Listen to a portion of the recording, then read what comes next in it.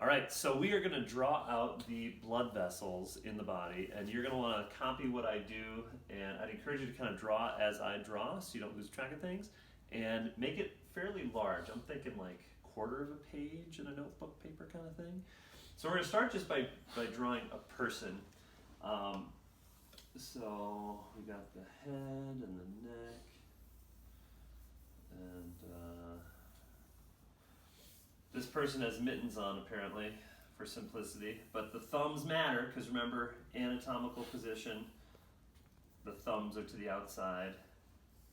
So you kind of want to indicate that. Okay, so you can see a brilliant recreation of the human form here, and I'm sure yours is equally amazing. And then just to orient ourselves, I'm going to draw the heart. And as you know, the heart sits kind of in the chest cavity, leaning slightly to the left.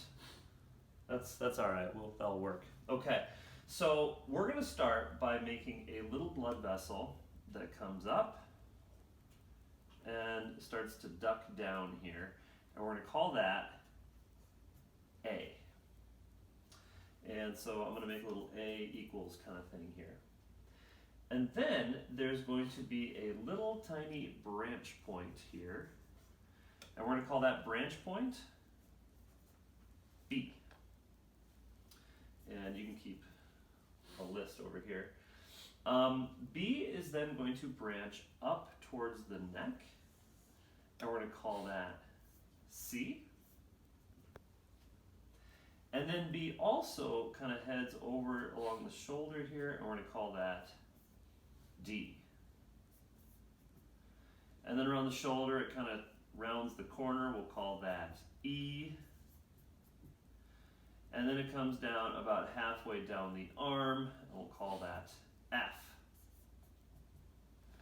And so at the elbow, there's a branching that happens, and it kind of branches, branches, and branches. And then they kind of actually come together at the bottom, and we're going to call these G and H. So G is in line with the thumb, H is in line with the pinky. And so we got G, H. And then we're going to pick up with letter A. So A, remember, kind of arched out of the heart, and it's going to duck behind the heart here, and it's going to come down this way, and we're going to call that I. And then I is going to branch in the hip area, and we'll call that J. So H-I, J. And then it's going to come down the top half of the leg, we'll call that K, down to about the knee.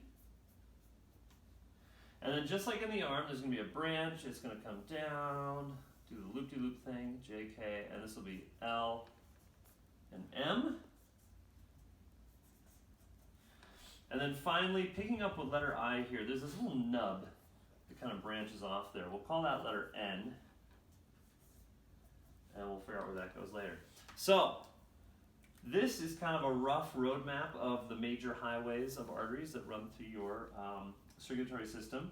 And so your task today is going to be to figure out what is the name of each of these blood vessels. And look, life size! We did the bones too.